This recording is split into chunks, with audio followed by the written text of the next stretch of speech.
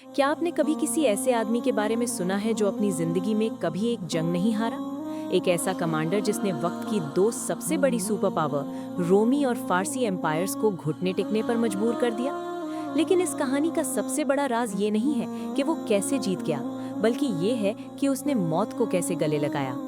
नक्शे पर तेजी से हरकत करने वाले निशानात और घोड़े का टैप। यरमुक की जंग हो या ओहद की, खालिद बिन वलीद की दुश्मन को घेरने की हिकमत अमली इस कदर खतरनाक थी कि उनके नाम का जिक्र करते हुए भी तजर्बाकार सिपाही कांप उठे।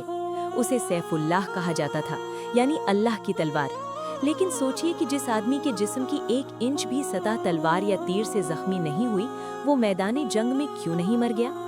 खामोशी, सिर्फ हवा की सरसराहट। जब उसे अपने उरूज पर कमान से हटाया गया तो सबने सोचा कि खालिद का नाम मिट जाएगा, लेकिन उसके जवाब ने तारीख बदल दी।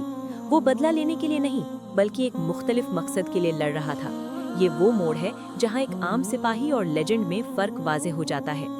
एक बूढ़ा आदमी एक मजबूत हाथ में तलवार पकड़े हुए। अपनी जिंदगी के आखिरी लम्हात में खालिद अपने बिस्तर पर लेटते हुए रो रहे थे।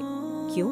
इसलिए नहीं कि उसे मौत का खौफ था, बल्कि इसलिए कि वो मैदान जंग में शहीद न हो सके।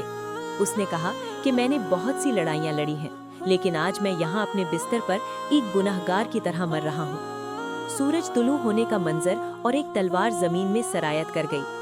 खालिद बिन वलीद की तलवार को कोई दुश्मन नहीं तोड़ सकता था, क्योंकि वो अल्लाह की तलवार थी, और अल्लाह की तलवार कभी नहीं तोड़ सकती।